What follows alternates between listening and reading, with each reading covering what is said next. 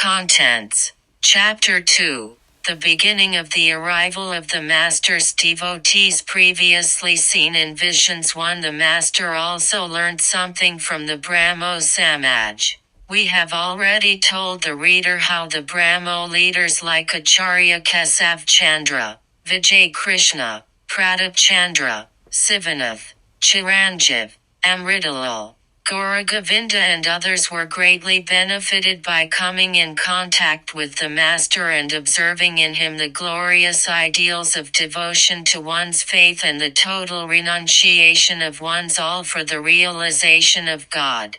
Now, the question arises, did the Master, already possessing the immediate knowledge of Brahman and established in Bhavamukha, learn anything from his contact with Kesav and other Brahmas? Many of the devotees of Sri Ramakrishna will not at all hesitate to say no to this in reply. But the law of give and take is seen always to exist everywhere in the world.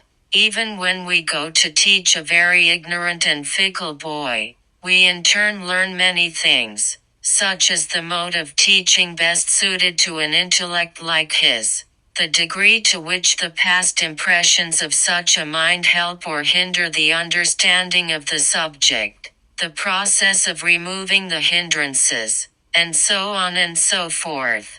It is therefore not reasonable to say that the Master learned nothing when he came in contact with the Brahmo Samaj established on the basis of Western ideas and ideals. Our impression, therefore, is quite different. We say, the Master himself learned much when he tried to impart to the Brahmo society and church his own knowledge and spiritual experiences obtained through his extraordinary sadhana. It is therefore proper to discuss a little of the things he learned as the result of that contact too. He came to know how far the influence of the Western ideas and ideals had changed the outlook on life of the people of India. Before he came in contact with the Brahmas, the Master was living his life far from the influence of the Western ideas and ideals. He saw all people, who came to him up to that time, with the exception of Mathuranath, making efforts to guide their lives after the ancient ideals of performing actions that are beneficial to society as well as to themselves, or of realizing immortality through total renunciation of all possessions and desires, which was the eternal, immutable ideal of India. Although he saw Mathuranath, educated in the Western manner, possessing a nature different from that of others, he had no opportunity to study and understand that the life of every one of this country, so educated, was thus colored with an ideal that was contradictory to the ancient one. For, the nature of Mathuranath changed in a short time on account of his holy company. So, there was no occasion for him to study the new situation. Coming in contact with the Brahmas, however, he saw that, although they were making efforts to realize God, they had deviated from the ancient national ideal of renunciation. His mind, therefore, engaged itself in finding out its cause. It was thus that he became acquainted for the first time with the mass of exotic ideas entering into the lives of the people of India because of Western education and training. 3. They would not accept the direct experiences of the seers of India, without comparing them with the teachings of Western scholars. The Master, it seems, thought at first that, when Kesav and other Brahmas became acquainted with the living religious ideas realized directly by him, they would unreservedly accept them in a short time. But days followed one another and he found that, in spite of their coming in close contact with him, they could not get rid of the influence of Western education and place perfect faith in his direct spiritual experiences. So he came to understand that the Western ideas had struck their roots deep into the nature of young Indians. that the thinkers and scholars of the West had come to occupy the place of their gurus and would continue to occupy it for a long time to come, and that without comparing the direct spiritual experiences of the ancient seers of India with the ideas of those scholars, the Indian disciples of the latter would never accept them as true and beneficial. This was why, immediately after giving instruction to them, the master used to say, "I have said whatever came to my mind. You accept what portions suit you, or, in his own phraseology, minus the head and tail." It is needless to say that whatever ideas and experiences of the master they accepted, they did so only because he gave them absolute freedom to pick and choose, for knowing that it happened by the will of the mother, the master remained unperturbed. But the master, the consolidated incarnation of the ideas and ideals of the seers of this country, was not at all disturbed by this attitude of theirs, for he had felt in his heart of hearts that the will of the Universal Mother was the only cause of all kinds of events taking place in the world, and that no event could ever influence a person who was possessed of her command and was habituated to guiding himself under all circumstances accordingly. Maya, the divine power, capable of making the impossible possible, had revealed to him her own real nature, explained it to him, and endowed him forever with an inviolable, unchangeable peace. The master, therefore, could perfectly comprehend that it was only owing to the Divine Mother's will that Western ideas and ideals had entered India, and that by her will alone had the Brahmas and other educated communities become mere toys in their hands. So, how could he be annoyed at that weakness of theirs, or withhold from them his infinite love and affection? He, therefore, remained free from anxiety and thought. Let them accept as much of the immediate knowledge of the seers as is possible for them. The Mother of the Universe will bring forward in future such persons as will fully accept that knowledge. 5. What the Master did when he found the Brahmas unable to accept the knowledge of Brahman in its entirety. Again, although he found that the Brahmas could not accept everything he said, he did not give them a partial picture of his spiritual experiences. He always told them without reserve all the hidden truths of the spiritual world, viz., the blessed vision of God will never be had unless one renounces one's all for Him. All the faiths are true paths to the realization of God.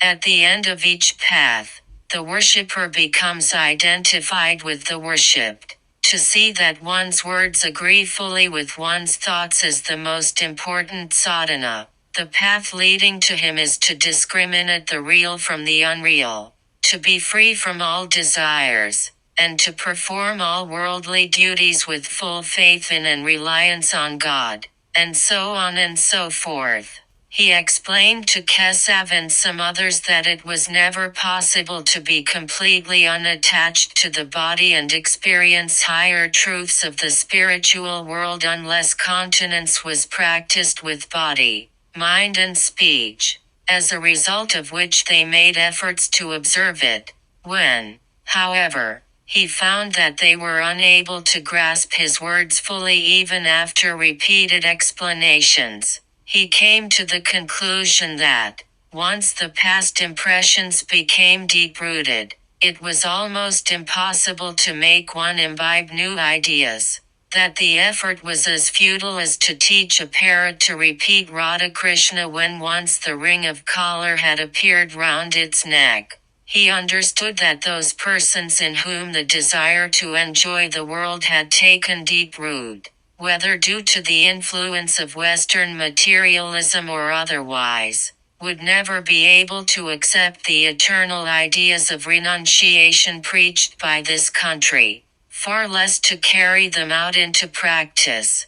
That is why he burst into an earnest prayer. Bring here, Mother, your all-renouncing devotees. with whom I am to have the joy of talking about thee without any reserve. Therefore, it will not be unreasonable for us to say that as a result of this observation the conviction grew in him that it was only the minds of boys, unspoiled by deep-seated impressions, that would fully grasp and accept his ideas and ideals without hesitation and go boldly forward to realize the truths contained in them. 6. The minds of the people of Calcutta were attracted towards the Master through the Brahmas. Ram and Manamahan came and took refuge in the Master. Anyway, it did not take the general public of Calcutta long to observe how far the Brahmo leaders accepted the Master's new spiritual ideas and what changes were brought about in them again. When Kesav and other persons began to publish in the Brahmo periodicals some account of the extraordinary nature of his spiritual views and his ambrosial words, the people of Calcutta were much attracted towards him and began to pour into Dakshineshwar to have the blessed privilege of meeting him. It is in this way that the Master's marked devotees came gradually to the Kali temple there. The two householders devotees of the Master, Ramchandra Datta and Manamahan Mitra, we were told, read about him in the periodical conducted by Kesav and came to him at about the end of 1879, about 4 years after the Master's first meeting with Kesav. Ramchandra Datta has himself told us through some details in his book Sri Ramakrishna Paramahamsa Debar Jivan Vritanta, what a great revolution gradually took place in their lives on account of their good fortune in coming in contact with him. We need not repeat them here. It will be enough to say here that, although unable to accept fully the Master's ideal of the total renunciation of lust and gold for the realization of God, they covered a pretty long distance on the path of renunciation under the influence of their devotion to and faith in him. The intensity of the devotion and faith of a householder devotee can, to a great extent, be ascertained by noticing his unstinted expenditure of hard-earned money in a good cause. Putting the Master at first in the place of his guru and then in that of his chosen ideal, Ramchandra invited him and his devotees again and again to his house at the Simla quarter of Calcutta and spent money so unstintedly during festivals on those occasions that one could fathom easily the depth of his faith and devotion. The Master said about him from time to time, "You now see Ram so splendidly generous, but his miserliness when he first came beggars description. I asked him to bring some cardamom, and one day he brought a pice worth of it, placed it before me and bowed down. Guess from it what a great change has come over Ram's nature." 7. A wonderful vision of the Master. Rakhal came. It cannot be expressed in words how blessed Ram and Manamahan felt themselves to be when the Master's grace fell on them, and they were accepted and given eternal refuge at his feet, all fear being dispelled from them forever. It was beyond their wildest dream that such a refuge could be ever found in the world. So was it a matter of surprise that they should now try to make their relatives and friends seek the same refuge?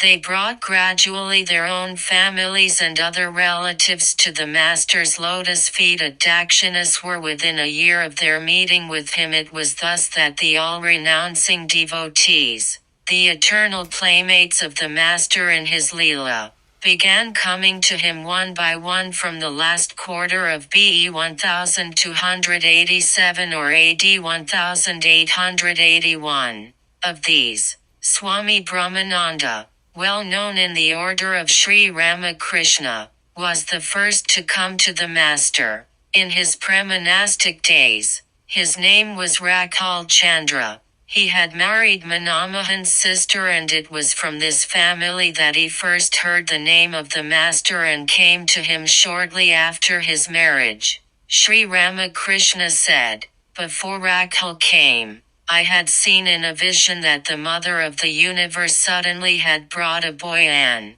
placing him on my lap, said, "He is your son." I started in terror to hear it and said, "How is that? How can I have a son?" She smiled and explained, "He is not a son in the ordinary, worldly sense of the term, but your all-renouncing spiritual son." Thus assured, I was consoled. Rakhal came immediately after I had had the vision and I recognized him at once as the boy. 8. The boyish nature of Rakhal. On another occasion, the Master said to us about Sri Rakhal, "In those days Rakhal had the nature of a child of 3 or 4, so to say. He looked upon me exactly as his mother. He would come running at short intervals and joyfully sit on my lap without any hesitation. He would not move a step from here, let alone going home.